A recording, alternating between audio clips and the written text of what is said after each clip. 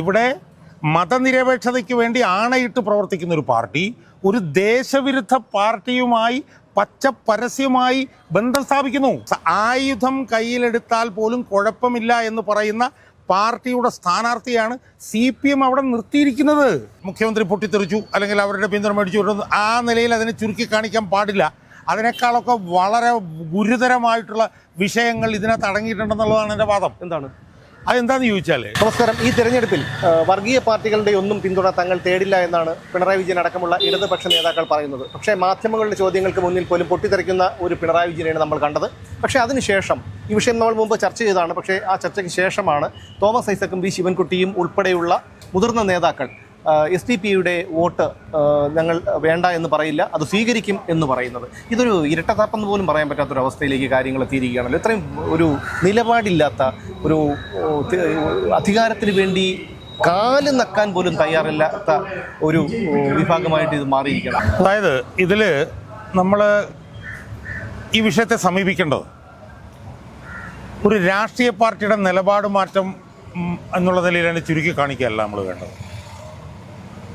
കാരണം ഇതിനകത്ത് ഒരു വശത്ത് നിൽക്കുന്നത് Communist Party of India Marxist എന്ന് പറയുന്ന പാർട്ടിയാണ്. മറുവശത്ത് നിൽക്കുന്നത് ആ Communist Party of India Marxist RSSൻ്റെ വേറൊരു മുഖമാണെന്നും കൊലപാതക രാഷ്ട്രീയം മുന്നോട്ട് കൊണ്ടുപോകുന്ന ഒരു പാർട്ടിയാണെന്നും വർഷങ്ങൾക്ക് മുമ്പ് മുതൽ തന്നെ വിലയിരുത്തിയിട്ടുള്ള SDP എന്ന് പറഞ്ഞൊരു പാർട്ടിയുമാണ്. അതെ, മനസ്സിലായി. അപ്പോൾ ഒരു വശത്ത് ന്യൂനപക്ഷ ഭൂരിപക്ഷ വർഗീയതകൾക്കെതിരെ അതിശക്തമായി നിലപാടെടുക്കുന്ന ഒരു കമ്മ്യൂണിസ്റ്റ് പാർട്ടി, മറുവശത്ത് ആ കമ്മ്യൂണിസ്റ്റ് പാർട്ടി തന്നെ ഏറ്റവും വലിയ കൊലപാതക രാഷ്ട്രീയത്തിൻ്റെ പ്രതിനിധികൾ എന്ന് നിരന്തരം പറഞ്ഞുകൊണ്ടിരിക്കുന്ന SDP എന്ന് പറഞ്ഞ പാർട്ടി. മനസ്സിലായി. അപ്പോൾ ആ പാർട്ടിയെ നേരത്തെ പിന്തുണച്ചിരുന്നില്ല, ഇപ്പോൾ പിന്തുണയ്ക്കുന്നു എന്നൊക്കെ ഉള്ള നിലപാട് മാറ്റത്തിൻ്റെ ഒരു പശ്ചാത്തലത്തിൽ അതിനെ നമ്മളങ്ങനെ കുറച്ച് കണ്ടുകൂടാ. അല്ല, അങ്ങനെയല്ല. ഒരു പരസ്യമായി പറയുന്നു വർഗീയ പാർട്ടികളുടെ ഒന്നും പിന്തുണ സ്വീകരിക്കുന്നില്ല എന്ന് പറയുമ്പോഴും മാധ്യമപ്രവർത്തകരുടെ ചോദ്യങ്ങൾക്ക് മുന്നിൽ മുഖ്യമന്ത്രി പൊട്ടിത്തെറിക്കുന്നത് അല്ല, ഞാനതുകൊണ്ടാണ് ഞാൻ പറഞ്ഞത്. അതിനെ ഒന്നും നമ്മൾ ഈ പറയുന്നത് പോലെ മുഖ്യമന്ത്രി പൊട്ടിത്തെറിച്ചു അല്ലെങ്കിൽ അവരുടെ പിന്തുണ മേടിച്ചു, ആ നിലയിൽ അതിനെ ചുരുക്കി കാണിക്കാൻ പാടില്ല. അതിനേക്കാളൊക്കെ വളരെ ഗുരുതരമായിട്ടുള്ള വിഷയങ്ങൾ ഇതിനകത്ത് അടങ്ങിയിട്ടുണ്ടെന്നുള്ളതാണ് എൻ്റെ വാദം. എന്താണ് അതെന്താണെന്ന് ചോദിച്ചാൽ, SDP-യുമായി ബന്ധപ്പെട്ടുകൊണ്ട് പിണറായി വിജയൻ നടത്തിയിട്ടുള്ള പ്രസ്താവനകൾ നിയമസഭയിൽ നമ്മൾ നോക്കണം. പൗരത്വ ഭേദഗതി ബില്ലുമായി ബന്ധപ്പെട്ടുകൊണ്ട് ഉള്ള പ്രക്ഷോഭ പ്രവർത്തനം നടന്നപ്പോൾ അതിനിടയിൽ നുഴഞ്ഞു കയറി കൊലപാതകം വരെ നടത്താൻ ശ്രമിച്ച ഒരു പാർട്ടിയാണ് SDP എന്ന് പിണറായി വിജയൻ നിയമസഭയിൽ തന്നെ പറഞ്ഞിട്ടുണ്ട്. അതെ, മനസ്സിലായോ? കൊലപാതക രാഷ്ട്രീയത്തിൻ്റെ വക്താക്കളാണ് SDP എന്നും അവർ കടുത്ത വർഗീയ ദേശവിരുദ്ധ നിലപാടുള്ള ഒരു പാർട്ടിയാണെന്നും ആണ് നിരന്തരം SDP-യെ പിണറായി വിജയൻ വിലയിരുത്തിയിട്ടുള്ളത്, അല്ലെങ്കിൽ CPM വിലയിരുത്തിയിട്ടുള്ളത്, അല്ലെങ്കിൽ CPM-ന്റെ കേന്ദ്ര കമ്മിറ്റി വിലയിരുത്തിയിട്ടുള്ളത്. മനസ്സിലായി. ഇപ്പോൾ ചെറിയൊരു നിലപാട് മാറ്റത്തിൻ്റെ പ്രശ്നത്തിലേക്ക് കണ്ടാൽ പോരാ. ഇനി SDP എന്നുള്ള പാർട്ടി എങ്ങനെയാണ് ഉണ്ടായത്? ഏതാണ്ട് 10-20 വർഷങ്ങൾക്ക് മുമ്പ് നാഷണൽ ഡെമോക്രാറ്റിക് ഫ്രണ്ട് എന്ന് പറഞ്ഞിട്ടുള്ള ഒരു തീവ്രവാദ പാർട്ടി ഇവിടെ രൂപീകരിക്കപ്പെട്ടു. അവർ ഒരുപാട് കൊലപാതക ശ്രമങ്ങൾ കൊലപാതകങ്ങൾ അവർ നടത്തിയിട്ടുണ്ട്. നാദാപുരത്ത് ഏതോ ഒരു ഇല്ലാത്ത ഒരു ബലാത്സംഗത്തിൻ്റെ പേരിൽ ഒരു DYFI-കാരനെ ആ വർഷങ്ങൾക്ക് മുമ്പ് കൊന്നിട്ടുണ്ട്. ഇന്ദുള്ളതിൽ ബിനു അയാളെ കൊന്നിട്ടുണ്ട്. വടക്കൻ കേരളത്തിൽ ഈ NDF-ഉം PDP-യുടെയും കൊലക്കത്തിക്ക് ഒരുപാട് CPM-കാർ ഇരയായിട്ടുണ്ട്. അപ്പോൾ ആ NDF എന്ന് പറഞ്ഞ പാർട്ടി പിന്നീട് എന്തായിട്ട് രൂപാന്തരപ്പെട്ടു? പോപ്പുലർ ഫ്രണ്ട് ഓഫ് ഇന്ത്യ ആയിട്ട് രൂപീകരിക്കപ്പെട്ടു. ആ പോപ്പുലർ ഫ്രണ്ട് ഓഫ് ഇന്ത്യയും ഏറ്റവും വലിയ ദേശവിരുദ്ധ വർഗീയതയുടെ അങ്ങേ അറ്റത്തെ ഇതായിരുന്നു. അതിനെ നിരോധിച്ചു. ആ പോപ്പുലർ ഫ്രണ്ടിനെ നിരോധിച്ചപ്പോൾ ആ പോപ്പുലർ ഫ്രണ്ടിൽ നിന്നുള്ള പ്രവർത്തകർ മുഴുവൻ ചേക്കേറിയ അതിഭീകരമായ വർഗീയ നിലപാടുകൾ എടുക്കുന്ന ഒരു മതരാഷ്ട്രമായി ഇന്ത്യയെ മാറ്റണം, അതിന് സായുധമായി പോലും പോരാടിയാൽ കുഴപ്പമില്ല എന്ന് പറയുന്ന ഒരു പാർട്ടിയാണ് SDP എന്ന് പറഞ്ഞ പാർട്ടി. അതെ, മനസ്സിലായില്ലേ? അപ്പം ആ SDP എന്ന് പറഞ്ഞ പാർട്ടിയുമായിട്ടാണ് ഭൂരിപക്ഷ ന്യൂനപക്ഷ വർഗീയതകളെ ഒരുമിച്ചെതിർക്കുമെന്നും മതനിരപേക്ഷതയിൽ അടിസ്ഥാനപ്പെടുത്തിയാണ് തങ്ങൾ പ്രവർത്തിക്കുന്നതെന്നും പറയുന്ന CPM ഉളുപ്പും ലജ്ജയുമില്ലാതെ ബന്ധം സ്ഥാപിക്കുന്നത്. ഈ ബാന്ധവം അത് കഴിഞ്ഞ 2021 തെരഞ്ഞെടുപ്പിൽ തന്നെ പുറത്തു വന്നതാണ്. അതായത് തെരഞ്ഞെടുപ്പിന്റെ ഫലം അറിഞ്ഞതിന്റെ ആ ദിവസം തന്നെയാണ് സംസ്ഥാന പ്രസിഡന്റായ സിയാദ് കണ്ടല അദ്ദേഹം വന്നിട്ട് പറഞ്ഞത് കഴക്കൂട്ടത്തും നേമത്തും LDF SDP-യുടെ പിന്തുണ ആവശ്യപ്പെട്ടിട്ടുണ്ട്, ഞങ്ങൾ പിന്തുണ കൊടുത്തിട്ടുണ്ട് എന്നുള്ള കാര്യം പറഞ്ഞത്. ഞാൻ പറഞ്ഞു വരുന്നത് ഇതിനെ നമ്മൾ ഇങ്ങനെ അങ്ങോട്ട് പിന്തുണ ചോദിച്ചു ഇങ്ങോട്ട് പിന്തുണ മേടിച്ചു എന്നുള്ളതിനപ്പുറത്ത് വളരെ ആഴത്തിലുള്ള വളരെ അതിഗുരുതരമായിട്ടുള്ള വിഷയങ്ങൾ ഇതിൽ അന്തർലീനമായിട്ട് നമ്മൾ അതാണ് ചർച്ച ചെയ്യേണ്ടതെന്ന് ഞാൻ പറയുന്നത്. അതിൻ്റെ ഒരു പ്രതിഫലനമാണ് ഇപ്പോഴത്തെ വോട്ട് കൊടുപ്പുകൾ മേടിക്കൽ എന്നുള്ളതല്ല. ഒരു വശത്ത് മതനിരപേക്ഷതയിൽ അധിഷ്ഠിതമായി ഭൂരിപക്ഷ ന്യൂനപക്ഷ വർഗീയതകളെ ഒരുപോലെ എതിർക്കുന്ന ഇന്ത്യയിലെ ഏറ്റവും പ്രധാനപ്പെട്ട വിപ്ലവ പാർട്ടി എന്ന് പറഞ്ഞാൽ communist Party of India, Marxist. മനസ്സിലായി? അതായത് മതനിരപേക്ഷതയുടെയും വർഗീയതയ്ക്കെതിരായിട്ടുള്ള പോരാട്ടത്തിൻ്റെയും വാൻഗാർഡായി നിൽക്കുന്നു എന്ന് പറയുന്ന ഒരു കമ്മ്യൂണിസ്റ്റ് പാർട്ടി. മനസ്സിലായില്ലേ?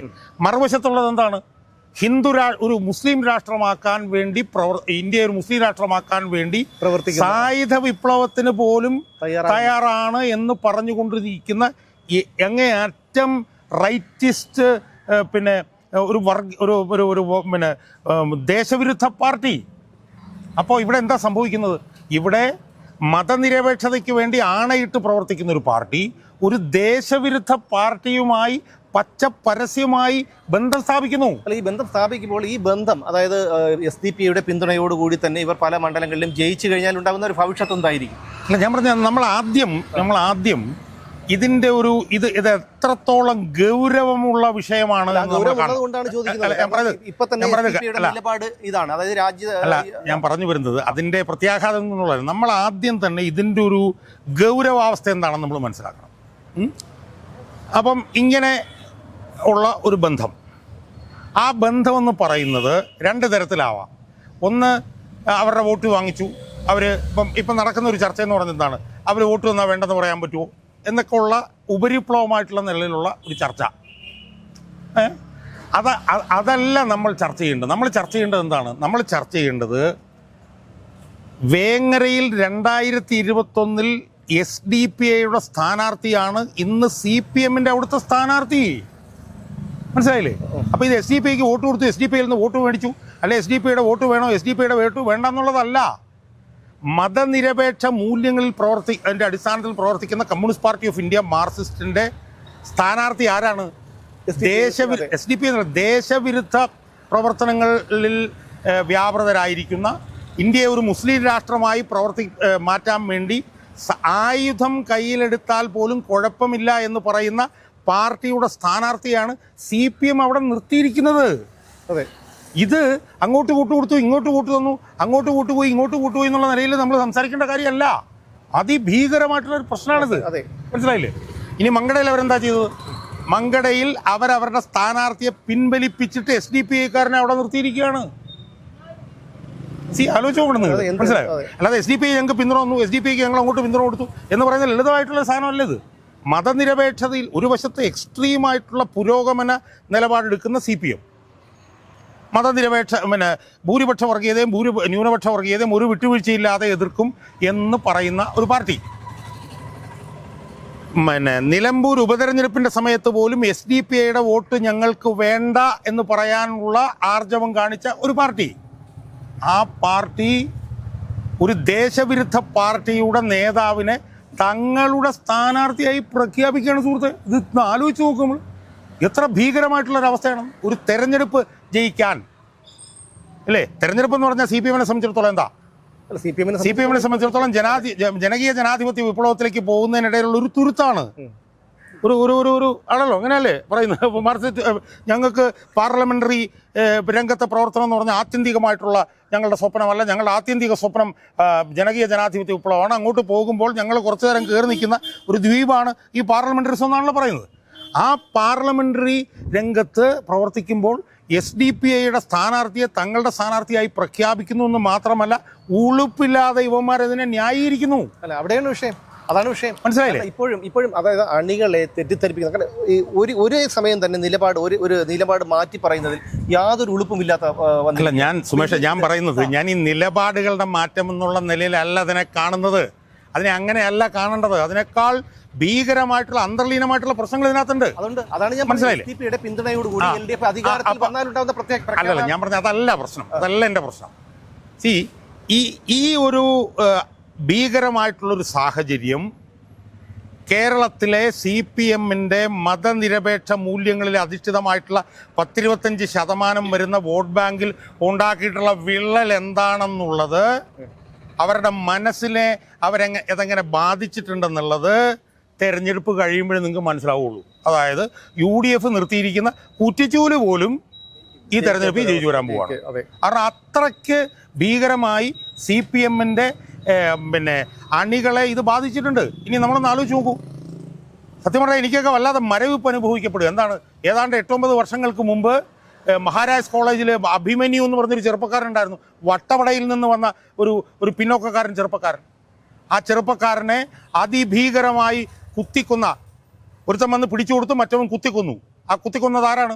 ഈ PDP ക്യാമ്പസ് ഫ്രണ്ട് SDPA കുത്തിക്കൊന്നത്. ഞാൻ പെറ്റ മകനെ എന്ന് പറഞ്ഞിട്ടുള്ള അവൻ്റെ മാതാവിൻ്റെ പൊട്ടിക്കരച്ചിലുണ്ട്. നമുക്ക് മറക്കാൻ പറ്റുമോ അതൊക്കെ? അത് ആ കേസിൽ ഞാൻ പറഞ്ഞ അഭിമന്യുവിൻ്റെ മാതാപിതാക്കളോട് കാണിക്കുന്ന ഏറ്റവും വലിയ നെറികേടല്ലേ ഈ SDPA-യുടെ നാൻപെറ്റ മകനെ എന്ന് പറഞ്ഞൊരു സിനിമ വരെ ഇറങ്ങിയതാണ്. മാത്രമല്ല അഭിമന്യുവിന്റെ പേരിൽ ഫണ്ട് പിരിച്ചതും ഞാൻ പറയുന്നത് SDPA-ക്കാരാൽ കൊല്ലപ്പെട്ട ഒരു രക്തസാക്ഷിയുള്ള പാർട്ടി, ഈ പാർട്ടിക്ക് പിന്തുണ കൊടുക്കുകയല്ല, അവരുടെ നേതാക്കന്മാരെ തങ്ങളുടെ സ്ഥാനാർത്ഥികളായി തെരഞ്ഞെടുപ്പ് നിർത്തുകയാണ്. സുഹൃത്ത് ആലോചിച്ചു എത്ര ഭീകരമായിട്ടുള്ള അവസരം. അതുകൊണ്ട് ഒരു സംശയവും വേണ്ട, അടുത്ത തെരഞ്ഞെടുപ്പിൽ തെക്കൻ കേരളത്തിലായാലും വടക്കൻ കേരളത്തിലായാലും CPM-ന്റെ അടിസ്ഥാന വോട്ട് ബാങ്ക് പൊട്ടിപ്പൊളിഞ്ഞ് ഈ വിഷയത്തിൽ ഒലിച്ചു പോവുകയാണെന്നുള്ള കാര്യത്തിൽ ഒരു സംശയവും വേണ്ട. CPM എന്ന് പറഞ്ഞ പാർട്ടിക്ക് എവിടെയെങ്കിലും കുറേ സീറ്റുകൾ, ഒരു 10-30 സീറ്റുകൾ എവിടെയെങ്കിലും കിട്ടിയാൽ ഭാഗ്യമെന്ന് മാത്രം നമ്മൾ വിചാരിക്കുക. SDPA-യുമായിട്ടുണ്ടാക്കിയിട്ടുള്ള ഈ ബന്ധം നമ്മളൊന്ന് ആലോചിച്ച് നോക്കണം. മങ്കടയിൽ CPM ഒരു സ്ഥാനാർത്ഥിയെ നിർത്തുന്നു, നാമനിർദ്ദേശ പത്രിക കൊടുക്കുകയാണ്. അയാൾ നാമനിർദ്ദേശ പത്രിക കൊടുത്തതിന് ശേഷം അയാളെ പിൻവലിച്ചിട്ട് ഒരു SDPA-ക്കാരനെ മത്സരിപ്പിക്കുകയാണ്. എന്നിട്ട് ഈ നാണമില്ലാത്ത CPM-ന്റെ നേതാക്കന്മാർ, ഉളുപ്പില്ലാത്ത CPM-ന്റെ നേതാക്കന്മാർ അതിനെ വന്ന് അളിഞ്ഞ് ന്യായീകരിക്കുകയാണ്. അവർക്കെല്ലാം ഈ അഭിമന്യുവിൻ്റെ വൃദ്ധരായിട്ടുള്ള മാതാപിതാക്കളോട് എന്താണ് പറയാനുള്ളത് എന്നുള്ളത് CPM-ന്റെ അണികൾ എണ്ണി ചോദിക്കും. അവർ കനൽ പോലെ അവരുടെ മനസ്സ് അവർ മനോവ്യഥയിൽ അവർ നിൽക്കുകയാണ്. മനസ്സിലായി? അവരോട് പറയുകയാണ്. അവരോട് എന്താ പറയുന്നത്? ഞങ്ങൾ ഭൂരിപക്ഷ വർഗീയതയ്ക്കും ന്യൂനപക്ഷ വർഗീയതയ്ക്കും എതിരെ സമരം ചെയ്യുന്നവരാണ് എന്നാണ് അവരോട് പറയുന്നത്. BJP-ക്കെതിരെ നെഞ്ചു വിരിച്ച് നിൽക്കുന്നത് ഞങ്ങളാണ് എന്നാണ് അവരോട് പറയുന്നത്. വടക്കൻ കേരളത്തിൽ ഈ പോപ്പുലർ ഫ്രണ്ടും NDF-ഉം SDPA-യും ഒക്കെ എത്ര CPM സഖാക്കളെ കൊന്നു തള്ളിയിട്ടുണ്ട്. ആ കൊന്നു തള്ളിയ RSS ദേശവിരുദ്ധ സംഘടനയാണെന്നും അതുപോലെ തന്നെ SDPA-യും ദേശവിരുദ്ധ സംഘടനയാണെന്നും വിലയിരുത്തിയിട്ടുള്ള CPM ആ SDPA എന്ന് പറഞ്ഞ ദേശവിരുദ്ധ സംഘടനയുടെ നേതാക്കന്മാരെ തങ്ങളുടെ സ്ഥാനാർത്ഥികളാക്കുന്നു എന്തിനു തെരഞ്ഞെടുപ്പ് ജയിക്കാൻ വേണ്ടി. ഞാൻ കൂടുതൽ ദീർഘിപ്പിക്കുന്നില്ല. ഇത് CPM-ന്റെ മതേതര വോട്ട് ബാങ്കിനെ പൊളിക്കുന്ന തീരുമാനം, മലന്ന് കിടന്ന് തുപ്പുന്ന തീരുമാനമാണ് CPM എടുത്തിട്ടുള്ളതെന്നുള്ളത് മെയ് 4 കഴിയുമ്പോൾ, മെയ് 9 മറ്റാണെന്ന് തോന്നുന്നല്ലേ വോട്ട്, മെയ് 4 വോട്ടെണ്ണി കഴിയുമ്പോൾ ഇവർ മനസ്സിലാകും. ഇത് സ്വയം കൃതാനർത്ഥമാണ്. ഈ ബേബിയും ഈ പിണറായി വിജയനും ഉമ്മരെല്ലാം കൂടി ഇതിനെ നശിപ്പിച്ച് ഇതിനെ ഏതാണ്ട് പശ്ചിമ ബംഗാളിനും ത്രിപുരയ്ക്കും ശേഷം എന്നേക്കുമായി തീരുന്ന ഒരു സംവിധാനമാക്കി ഇതിനെ മാറ്റുന്നതിൻ്റെ ഏറ്റവും അവസാനത്തെ ആണിയാണ് ഇതിലൂടെ അവർ അടിച്ചിരിക്കുന്നത്. അല്ല, തീർച്ചയായിട്ടും അത് ഈ ഭരണം നഷ്ടപ്പെടുമെന്നുള്ളൊരു ഭീതി വല്ലാതെ അലട്ടുകയാണ്. ഈ പിണറായി വിജയനൊക്കെ അലട്ടുകയാണെന്നല്ല, ഭയപ്പെടുത്തുകയാണ്. അയാളുടെ ഓരോ പെരുമാറ്റവും മാധ്യമപ്രവർത്തകരോടുള്ള SDPA കുറിച്ചുള്ള ചോദ്യവും ഒക്കെ കാണുമ്പോൾ നമുക്കറിയാം. എന്നിട്ടാണ് ഉളുപ്പില്ലാതെ പറയുന്നത്. ശിവൻകുട്ടിയും തോമസ് ഐസക്കുമുള്ള നേതാക്കൾ ഉളുപ്പില്ലാതെ പറയുന്നത് ആരുടെ വോട്ടും സ്വീകരിക്കും എന്ന് വെച്ചാൽ ആരുടെ കാല് വേണമെങ്കിലും നക്കാൻ ഞങ്ങൾ തയ്യാറാണ്, അപ്പോൾ തോട്ട് കിട്ടിയാൽ മതി എന്ന് പറയാതെ പറയുകയാണ് ഈ CPM നേതാക്കൾ. എന്തായാലും CPM അണികൾക്ക് തന്നെ ഈ പറയുന്ന നേതാക്കളുടെ അവരുടെ ഒരു ചിന്ത എന്താണ് എന്നുള്ള കാര്യം അവർക്ക് മനസ്സിലായിട്ടുണ്ട്. അത് വലിയ ഒരു വിള്ളലുണ്ടാക്കും CPM-ന്റെ വോട്ടിൽ തന്നെ. ഈ തെരഞ്ഞെടുപ്പിൽ ഇനി പിണറായി വിജയൻ തലകുത്തി മറിഞ്ഞാലും കാക്ക മലർന്നു പറന്നു കഴിഞ്ഞാലും എന്തായാലും CPM അധികാരത്തിൽ, ഇടതുപക്ഷം ഇനി ഒരിക്കൽ കൂടി കേരളത്തിൽ അധികാരത്തിൽ വരുമെന്ന് തോന്നുന്നില്ല. നോക്കാം.